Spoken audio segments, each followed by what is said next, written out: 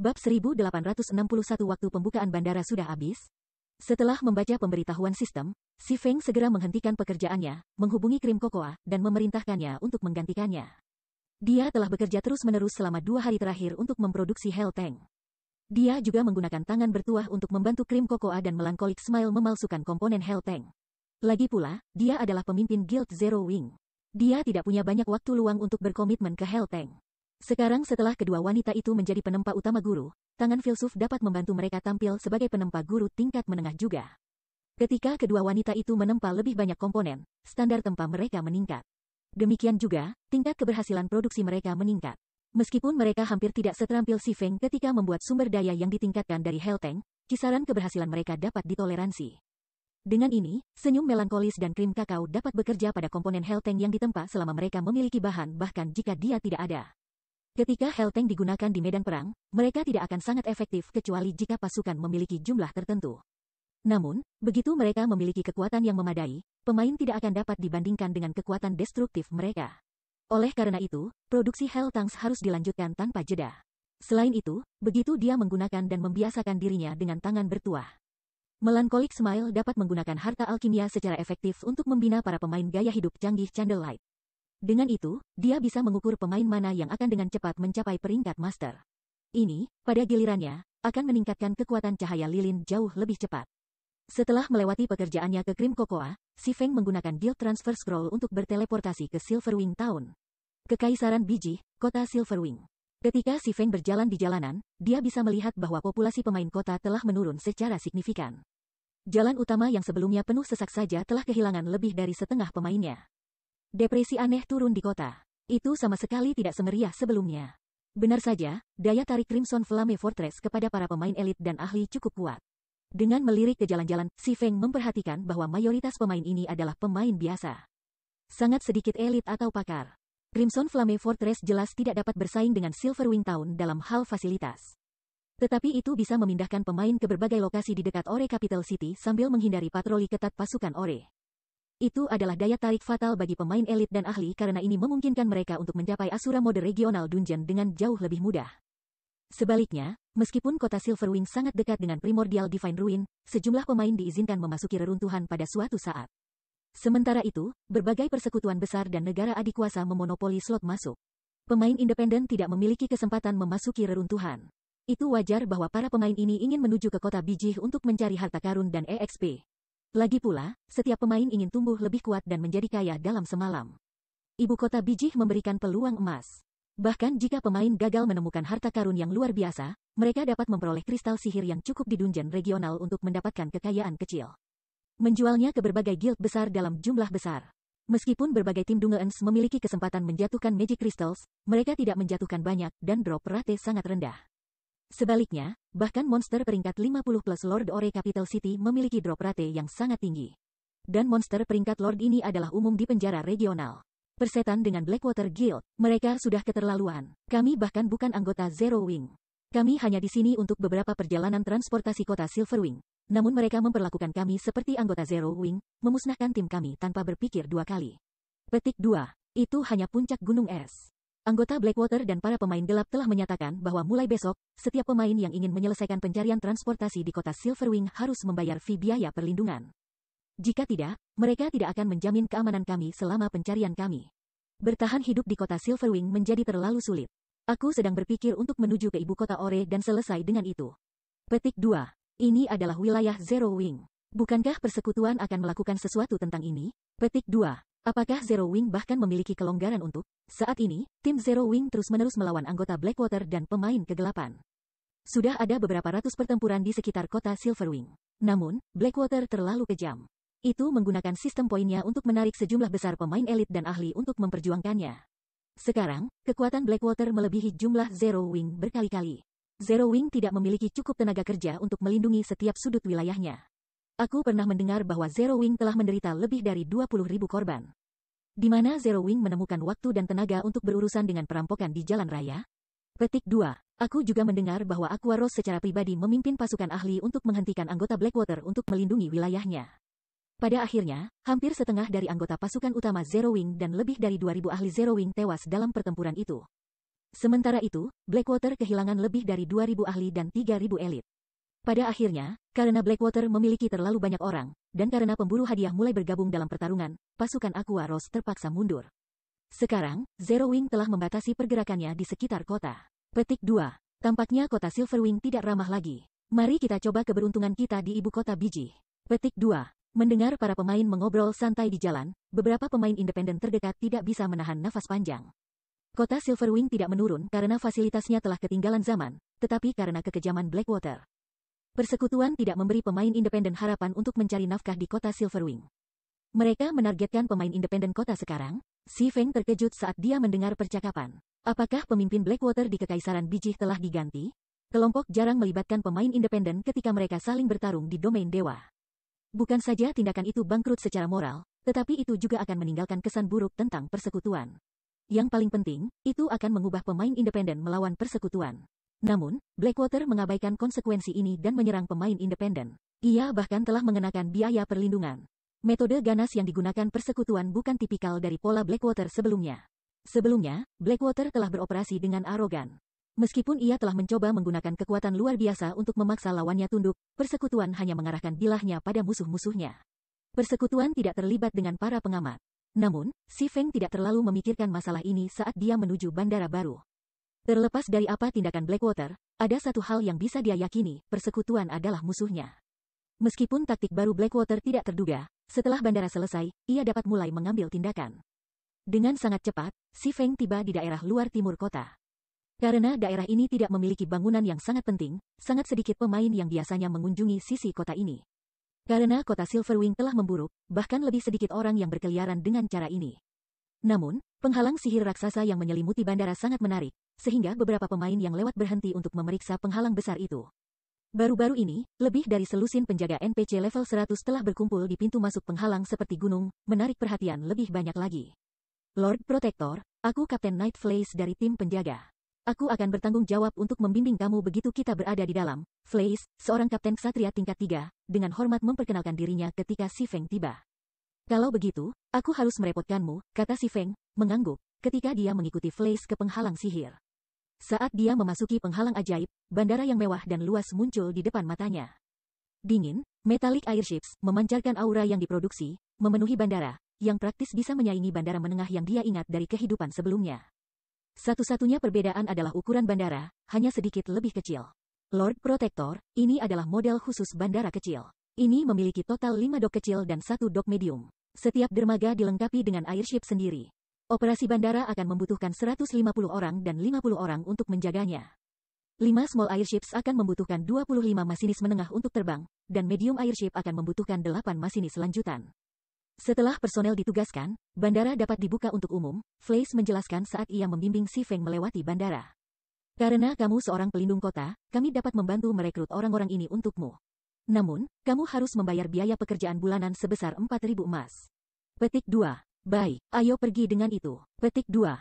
Si Feng telah, lebih atau kurang, belajar tentang persyaratan personel bandara selama kehidupan sebelumnya. Menemukan staf yang diperlukan untuk mengoperasikan bandara relatif mudah, tetapi tidak menemukan teknisi yang tepat. Subkelas masinis cukup istimewa dan langka. Dibutuhkan seseorang untuk memiliki subkelas insinyur, pemalsu, dan pesulap. Pemain biasa sudah memiliki banyak kesulitan mengembangkan satu subkelas, apalagi 3. Selain itu, orang perlu tahu cara menggabungkan teknik 3 subkelas. Membutuhkan lebih banyak waktu untuk merawat masinis daripada subkelas lainnya. Dengan betapa tiba-tiba dia mendapatkan bandara, dia tidak siap untuk aspek ini. Tentu saja, fakta bahwa sistem itu bersedia menangani masalah ini adalah penangguhan hukuman yang disambut baik. Setelah itu, Si Feng membayar biaya kerja bulanan 4.000 emas. Aku telah menerima 4.000 emas. Semua anggota staf akan tiba dalam 10 menit. Setelah melakukannya, kami dapat membuka bandara untuk umum ketika kamu siap. Jika tidak ada masalah, aku akan pergi, kata Flays sebelum berbalik untuk keluar dari bandara. Setelah itu, Si Feng berkeliling bandara untuk menghabiskan waktu. 10 menit berlalu dalam sekejap mata. Sistem, apakah kamu ingin membuka bandara untuk umum? Bab 1862 Perubahan Situasi. Ketika sistem memperingatkannya tentang pemberitahuan itu, Si Feng, yang berdiri di salah satu platform penerbangan, memperhatikan bahwa NPC sudah memulai pekerjaan mereka di bandara. Dia kemudian memanggil antarmuka sistem bandara dan memilih untuk membuka bandara untuk umum. Segera, penghalang hitam pekat yang menyelimuti bandara mulai hancur. Ketika itu terjadi, itu mengungkapkan sebuah bangunan kolosal, yang tingginya lebih dari 100 meter dan sebesar stadion yang dapat menampung 50.000 orang. 6 kapal udara ditangguhkan di platform penerbangan mereka, yang terletak di lantai paling atas bandara. Dalam sekejap mata, bandara telah menjadi bangunan paling ikonik di seluruh kota Silverwing. Sampah. Apakah itu kapal udara? Bagaimana ini mungkin? Bagaimana kota Silverwing memiliki kapal udara? Aku pikir hanya NPC yang bisa memilikinya. Petik 2. Apa yang sedang terjadi? Zero Wing telah membangun bandara di kota Silverwing? Petik 2. Wahyu bandara mengejutkan setiap pemain di kota Silverwing. Sulit untuk diabaikan karena keenam kapal udara itu sangat memesona. Para pemain kota akan melihat kapal-kapal besar ini hanya dengan mengangkat kepala mereka, terutama airship sedang. Ukurannya hampir sama dengan pesawat penumpang besar di dunia nyata. Itu tampak seperti kapal perang terbang. Ketika semua orang membicarakan bandara, suara notifikasi sistem mencapai telinga mereka. Pengumuman sistem wilayah Kekaisaran Ore, selamat kepada kota Silverwing karena menjadi yang pertama membangun bandara di Kekaisaran Ore. Menghadiahi Silverwing tahun 30.000 popularitas dan 1 City Passage Order. Pengumuman sistem diulang 3 kali, mengkonfirmasi kecurigaan pemain. Apakah kamu bercanda? Itu benar-benar bandara. Zero Wing benar-benar membuat satu. Petik 2. Sekarang Silverwing Town memiliki bandara. Bukankah itu berarti kita tidak akan harus berlari jauh-jauh untuk mengunjungi kota lagi? Kita baru saja naik pesawat. Petik 2. Itulah tepatnya artinya. Penggunaan apa lagi yang dimiliki bandara? Aku ingin tahu kota NPC mana yang terhubung dengan bandara ini. Para pemain mandiri kota Silverwing tidak bisa menahan kegembiraan. Mereka mungkin tidak tahu tujuan pasti bandara. Tetapi mereka tahu bahwa itu akan membuat perjalanan ke kota Silverwing jauh lebih mudah dan lebih nyaman daripada berlari dari negara asal mereka ke Kekaisaran Ore. Mereka hanya bisa naik pesawat ke kota Silverwing. Mereka sangat bersemangat hanya memikirkannya. Sementara itu, ketika mereka mendengar pengumuman sistem, para pemain yang bergerak di Kekaisaran Bijih membacanya dengan ekspresi bersemangat dan bersemangat.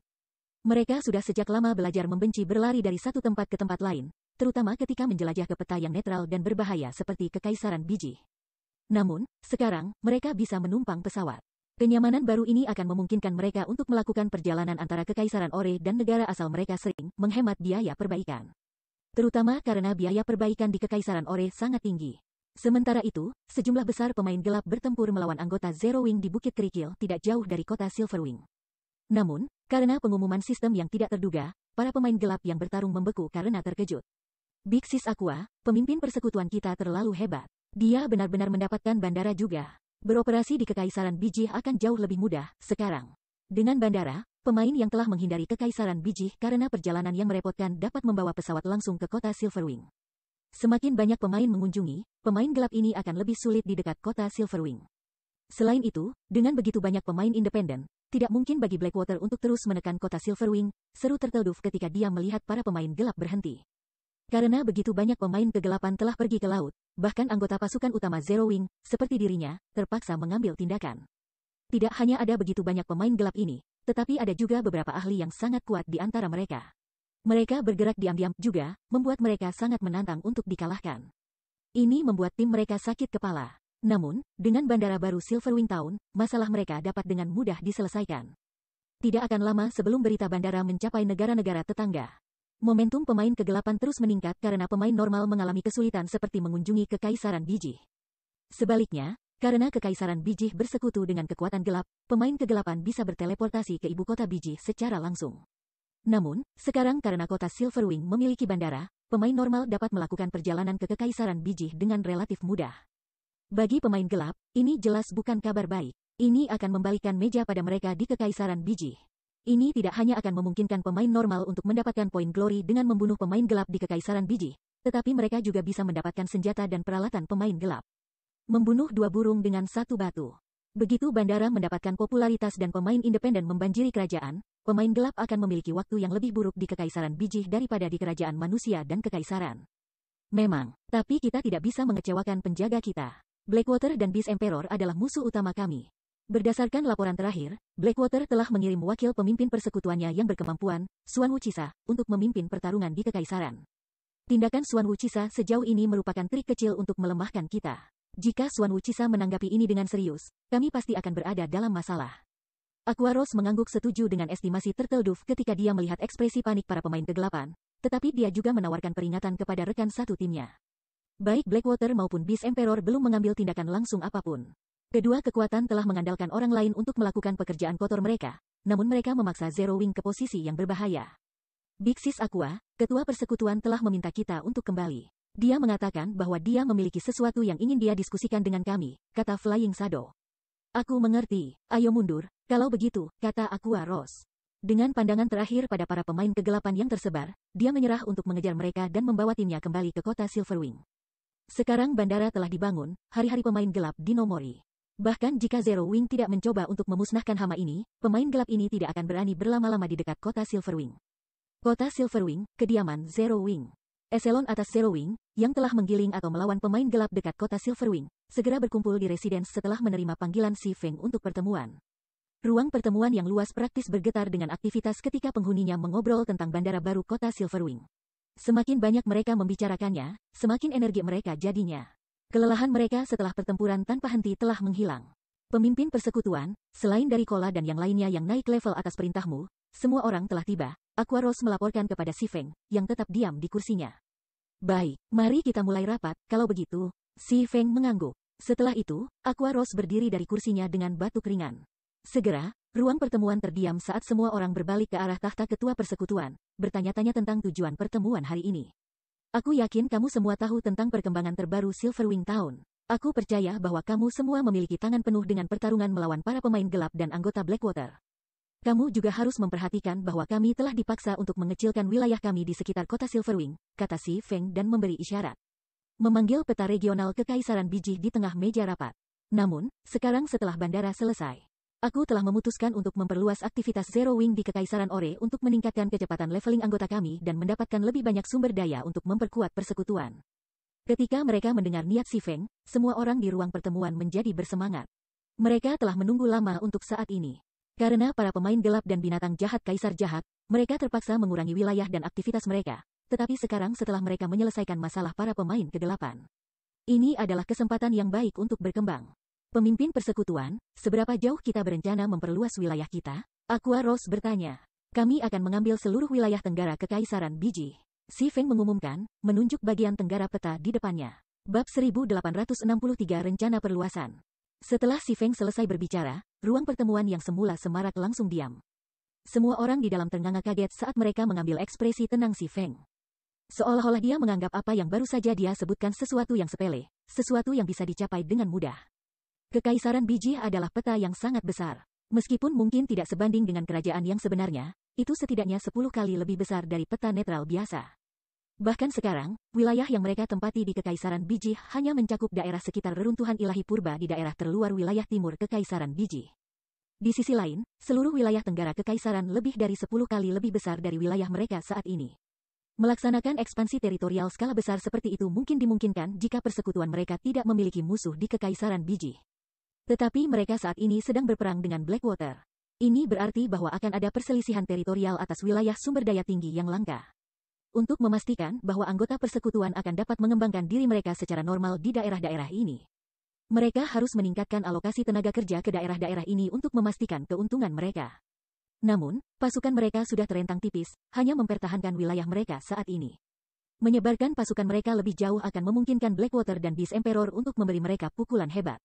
Saat ini, tidak hanya anggota Blackwater di Kekaisaran Ore jauh melebihi jumlah Zero Wing, tetapi karena sistem karunia Blackwater, ada juga sejumlah besar ahli yang berburu anggota Zero Wing. Sekarang, satu-satunya alasan mengapa mereka mampu melakukan ekspansi adalah solusi dari masalah pemain gelap. Melakukan hal itu menjamin bahwa anggota persekutuan dapat menggiling secara efisien dan memperoleh segala macam sumber daya. Namun, mencoba untuk memperluas wilayah mereka di Kekaisaran Biji menjadi lebih dari 10 kali ukurannya saat ini hanya akan menjadi kontraproduktif. Lagi pula, Zero Wing tidak memiliki kekuatan atau tenaga untuk mempertahankan area sebesar itu. Tanpa tenaga yang cukup untuk pengawasan dan patroli, tim persekutuan akan dengan mudah dikepung dan dimusnahkan oleh pasukan Blackwater dan Beast Emperor.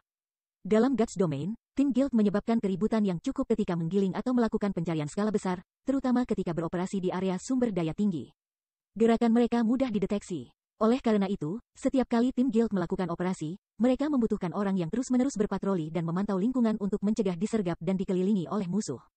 Selain itu, bahkan jika mereka berurusan dengan masalah tenaga kerja dengan memindahkan lebih banyak anggota dari kerajaan Star Moon ke Kekaisaran Ore, para pemain yang ditugaskan untuk pengawasan dan patroli perlu memiliki kekuatan yang cukup. Kalau tidak, mereka pada akhirnya akan terbunuh oleh suatu pesta acak dari musuh. Mungkin baik-baik saja jika para pemain ini terbunuh sekali atau dua kali, tetapi jika frekuensinya tumbuh terlalu tinggi, para pemain ini akan berakhir lumpuh. Belum lagi, para pemain yang bertugas pengawasan dan patroli harus mampu mengeksekusi pertahanan yang tepat dan membeli waktu. Lagi pula, dibandingkan dengan tim besar pemain, sekelompok kecil pemain akan memiliki waktu yang lebih mudah untuk melarikan diri. Oleh karena itu, para pemain yang ditugaskan untuk melakukan pengawasan dan patroli perlu dapat mengulur waktu bagi tim yang lebih besar untuk mundur. Tanpa kekuatan yang cukup, pemain tidak akan mampu melakukan tugas seperti itu. Pemimpin persekutuan, meskipun kita dapat memperoleh lebih banyak daerah sumber daya tinggi dengan memperluas wilayah kita dan meningkatkan kecepatan pengembangan persekutuan. Dengan kekuatan kita saat ini, kita tidak mampu untuk mempertahankan daerah sebesar itu. Ekspansi ini hanya akan menjadi bumerang bagi kami dan memberi Blackwater kesempatan untuk melemahkan pemain ahli dan elit kami.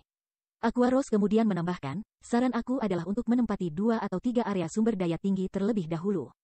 Jika itu hanya sebanyak itu, kita akan memiliki tenaga dan kekuatan yang cukup untuk mempertahankan daerah-daerah ini. Setelah kami menstabilkan kekuatan kami kemudian dapat melanjutkan dengan menduduki lebih banyak sumber daya tinggi. Kerumunan di dalam ruangan menyatakan persetujuan mereka setelah mendengar saran Aqua Rose. Sementara memperluas wilayah Zero Wing lebih dari 10 kali memang akan meningkatkan kecepatan level anggota guild secara signifikan dan meraup banyak kekayaan. Itu tergantung pada mereka untuk dapat mempertahankan wilayah mereka. Jika anggota mereka terbunuh berulang kali oleh pasukan Blackwater dan Beast Emperor, maka ekspansi hanya akan lebih berbahaya daripada kebaikan bagi persekutuan mereka. Meskipun memang baik untuk mengambil hal-hal langkah demi langkah, kita tidak punya waktu untuk itu sekarang, kata Si Feng, menggelengkan kepalanya. Jika kita mengikuti jumlah anggota saat ini yang kita miliki di kota Silverwing, saranmu memang sangat bagus. Namun, aku berencana untuk mentransfer setidaknya 150.000 anggota dari Star Moon Kingdom setelah kami selesai dengan ekspansi. Jika kita hanya menempati 3 bidang sumber daya tinggi, tidak akan ada cukup sumber daya untuk berkeliling. Petik 2. 150.000, Aqua Rose tidak bisa tidak terkejut dengan kata-kata Si Feng. Kenapa kita tiba-tiba memindahkan begitu banyak orang? Sejauh ini, Zero Wing hanya memiliki 120.000 anggota yang beroperasi di kota Silverwing.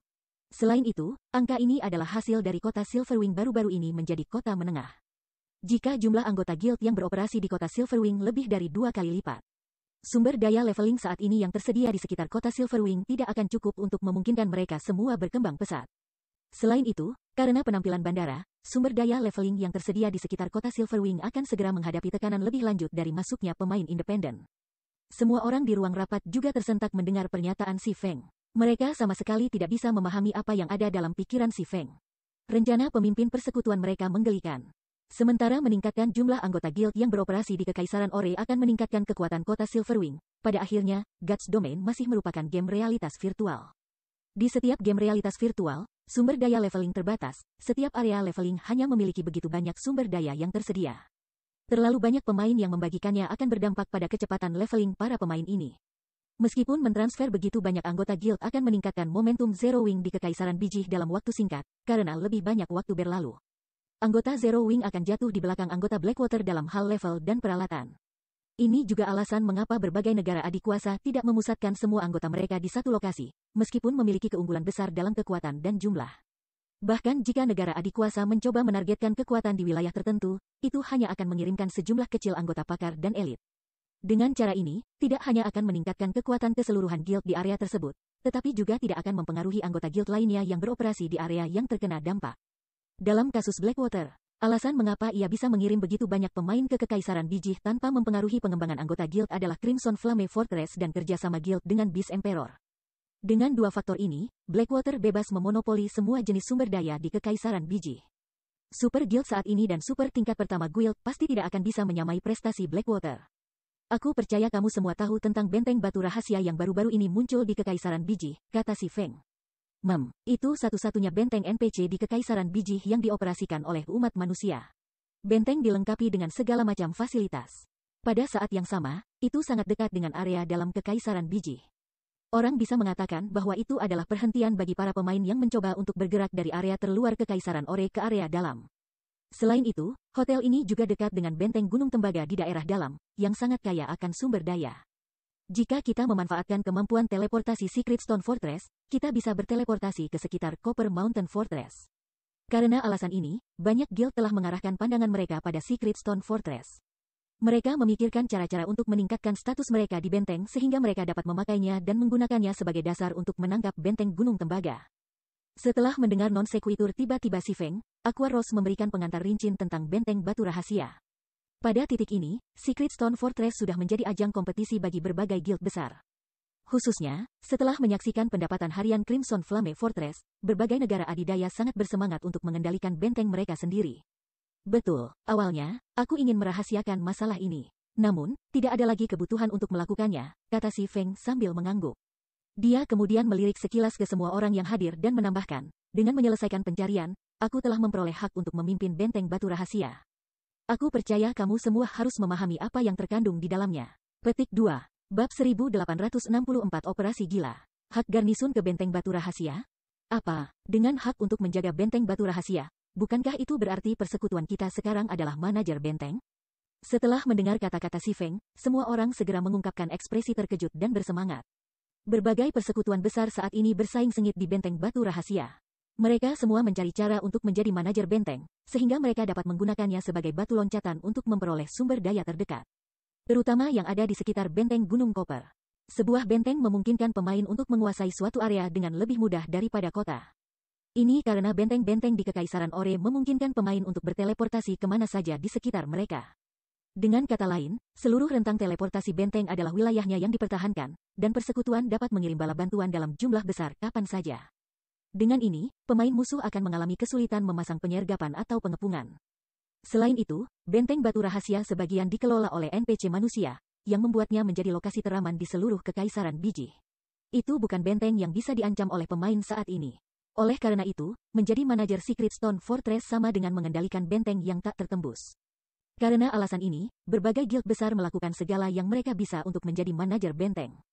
Namun, sekarang, si Feng tiba-tiba memberitahu mereka bahwa dia telah memperoleh hak garnisun ke benteng batu rahasia.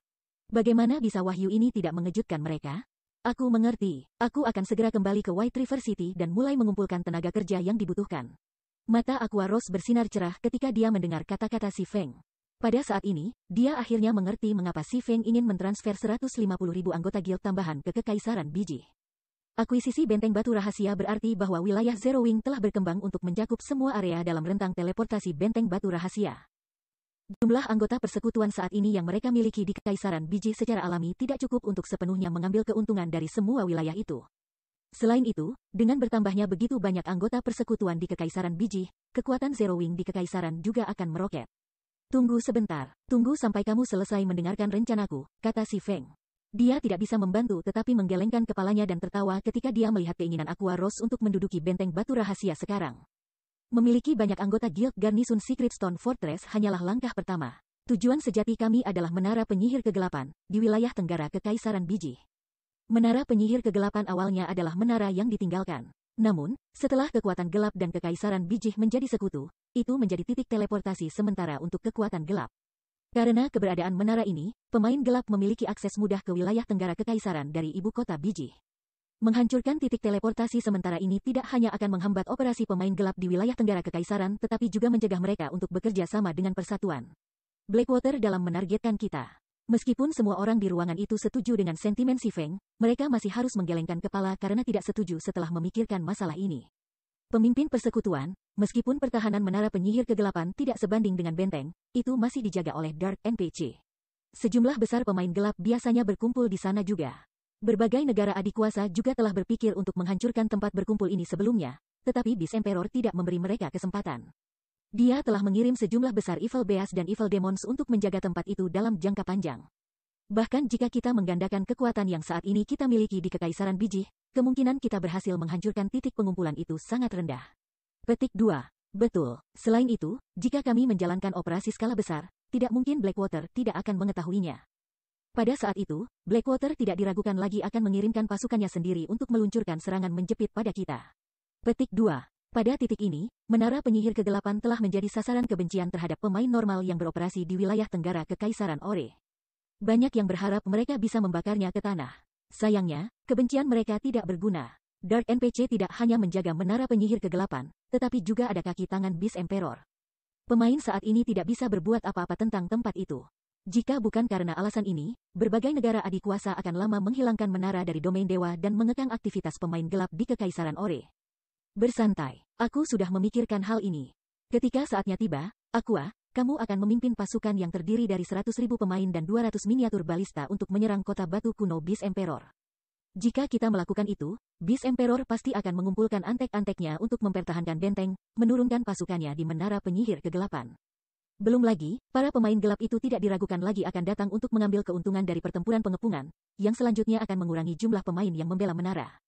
Ketika saatnya tiba, aku pribadi akan memimpin tim 1.000 orang dan benar-benar menghancurkan menara penyihir kegelapan. Kata Si Feng. Hancurkan menara penyihir kegelapan hanya dengan 1.000 pemain? Pemimpin kelompok, bukankah ini terlalu berbahaya? Setelah semua dikatakan dan dilakukan, tempat itu adalah titik berkumpul bagi kekuatan gelap. Tidak peduli seberapa sepi itu menjadi, masih ada sekitar 2.000 atau 3.000 pemain di dalam kota. Belum lagi, ada juga beberapa ratus NPC gelap di sana. Semua orang di ruangan menimpali dengan cemas. Tim 1.000 benar, lagi dan gerakan kita akan ditemukan dengan sangat mudah. Plus, bahkan jika tim kami yang terdiri dari 1.000 ditemukan, musuh kami hanya akan memperlakukan kami sebagai tim yang akan menggiling atau melakukan pencarian. Mereka tidak akan pernah berpikir bahwa kita benar-benar akan menghancurkan menara penyihir kegelapan, kata Si Feng, menggelengkan kepalanya. Untuk operasi kali ini, poin kuncinya adalah apakah pasukan utama akan dapat memikat Evil Beast dan Evil Demons. Semakin banyak monster yang terpikat, semakin tinggi peluang keberhasilan aku. Petik 2.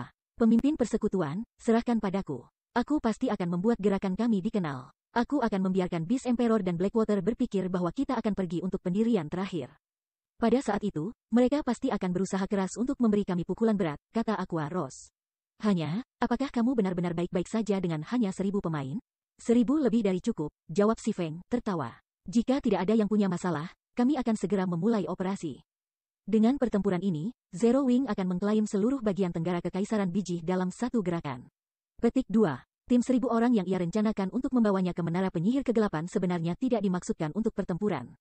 Tim akan berada di sana hanya untuk melayani sebagai pendukung dan pengintai.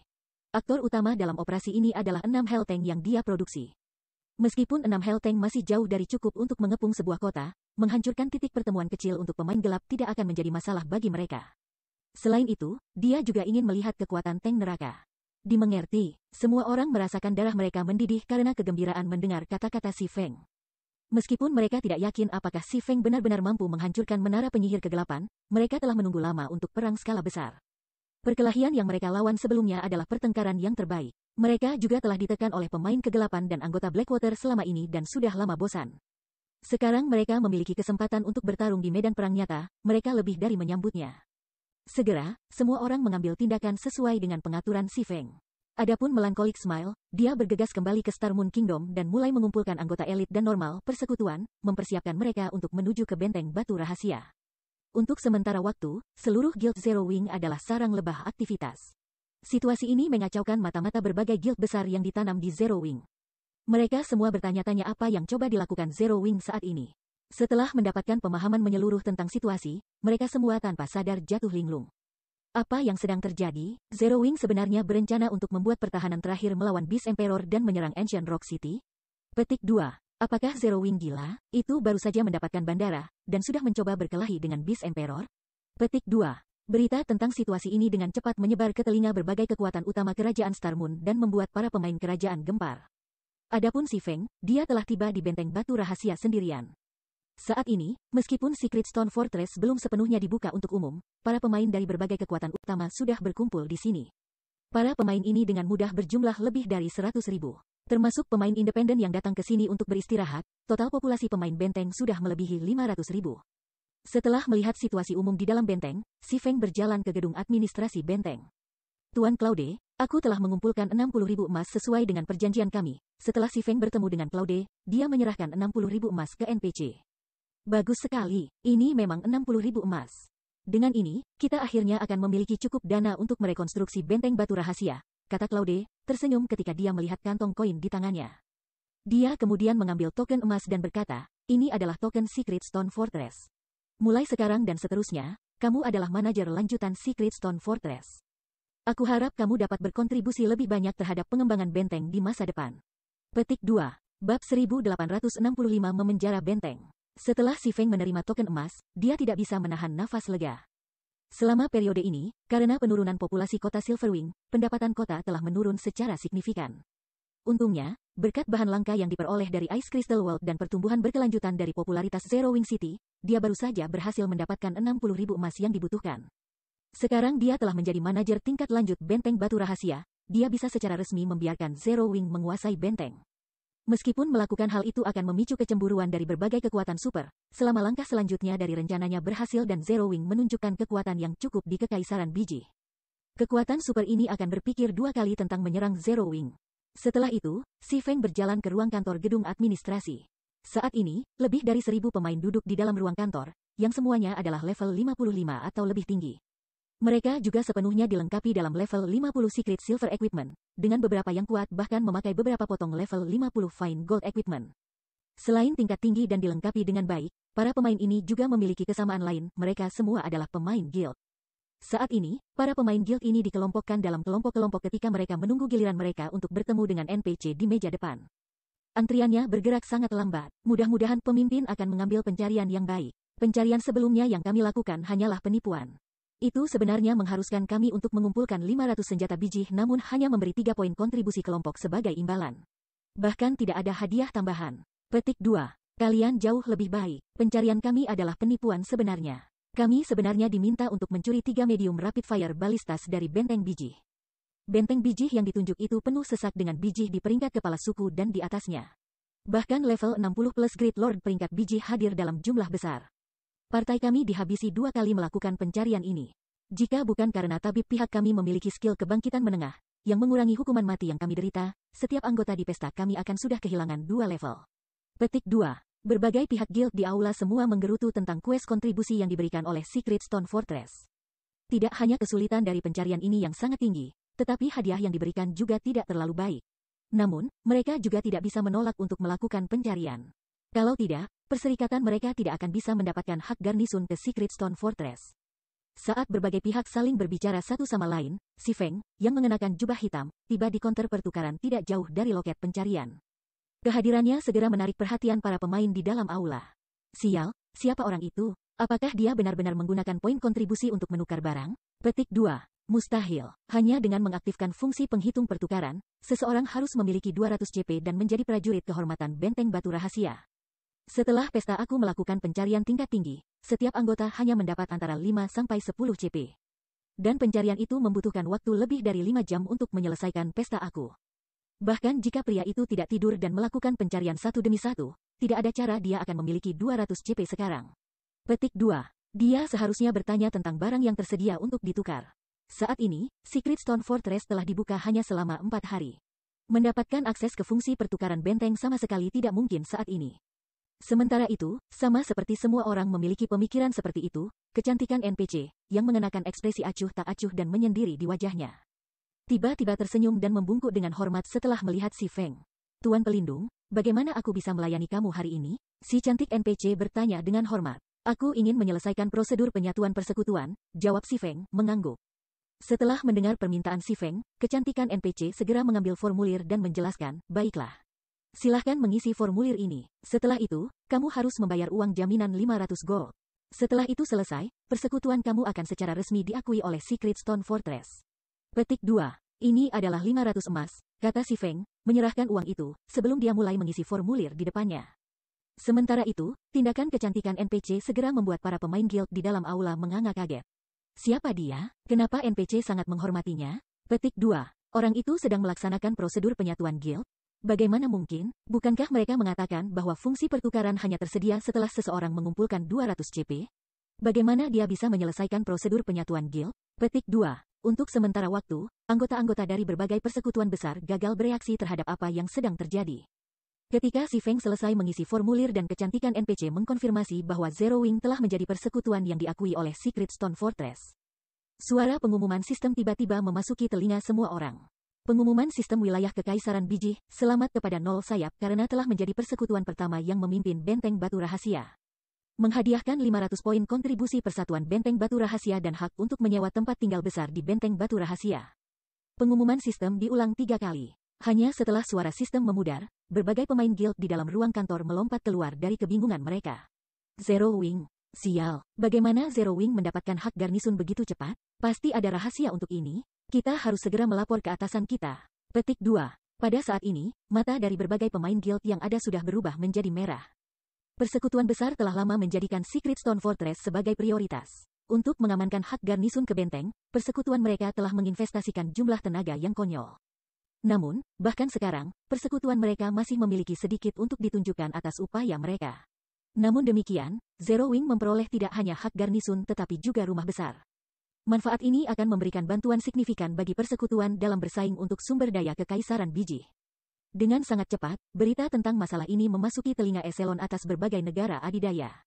Bukankah Zero Wing hanyalah persekutuan yang akan datang? Sekarang, tidak hanya memiliki bandara tetapi juga hak garnisun ke Secret Stone Fortress. Tidak buruk. Jika persekutuan kita dapat memperoleh hal-hal ini, kita akan dapat memonopoli setidaknya setengah dari sumber daya kekaisaran Ore yang berlimpah. Mintalah seseorang menghubungi Zero Wing dan beritahu mereka bahwa King's Return bersedia untuk berinvestasi di Zero Wing dan biarkan itu menjadi bawahan Guild of King's Return. Petik 2. Baik, sangat bagus. Kecepatan pengembangan Zero Wing benar-benar mengejutkan. Tidak heran Blackwater terus-menerus mencoba untuk melahapnya dan telah pergi sejauh mengirim wanita itu. Segera suruh seseorang menghubungi Zero Wing dan katakan padanya bahwa Crimson Emperor bersedia berurusan dengan Blackwater bersama dengannya dan membantunya melindungi sumber daya yang dimilikinya. Sebagai imbalannya, bagaimanapun, Zero Wing harus menjadi guild bawahan Crimson Emperor. Petik 2. Setelah menerima berita ini, berbagai negara adidaya mulai bertindak. Sebelumnya, mereka bisa mengabaikan keberadaan Zero Wing, karena persekutuan masih tidak bisa mengancam kepentingan mereka. Namun, Secret Stone Fortress adalah lokasi strategis yang melibatkan sebagian besar sumber daya yang tersedia di seluruh kekaisaran biji. Ini bukan bidang yang harus disentuh Zero Wing. Tak lama setelah pengumuman sistem, Aqua Rose, yang saat ini berada di kerajaan Star Moon mengatur pemindahan anggota ke kekaisaran Ore. Menerima undangan untuk pertemuan dari berbagai negara adidaya, sebanyak 7 pada saat ini, yang membuat kulit kepalanya menggelitik. Hanya berurusan dengan Blackwater, persekutuan besar dengan latar belakang yang kuat, sudah cukup untuk menempatkan Zero Wing dalam situasi yang berbahaya. Jika Zero Wing memprovokasi semua kekuatan super ini sekarang, konsekuensinya tidak terbayangkan. Mendapati dirinya bingung apa yang harus dilakukan, Aqua Rose segera menghubungi Si Feng dan bertanya, pemimpin persekutuan. Semakin banyak negara adidaya telah mengirim perwakilan untuk bertemu dengan aku. Apakah aku menerima undangan mereka? Petik 2. Bahkan jika perwakilan dari berbagai negara adidaya tidak menyatakan niat mereka, dia sudah bisa menebak tujuan dari pertemuan ini. Dulu ketika Zero Wing masih beroperasi semata-mata di Star Moon Kingdom, ia mampu memprovokasi kekuatan super ini, karena memiliki keunggulan di tanah air. Paling buruk, negara adik kuasa hanya akan merasa diremehkan oleh penolakan Zero Wing.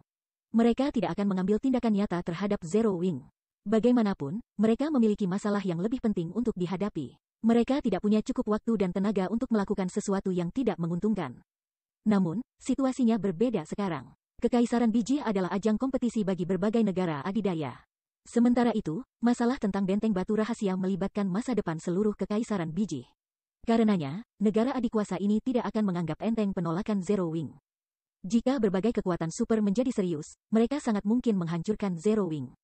Lagi pula, jika mereka tidak bisa mendapatkan Secret Stone Fortress, maka mereka tidak akan mengizinkan orang lain untuk mendapatkannya, apalagi meninggalkan Zero Wing untuk memonopolinya.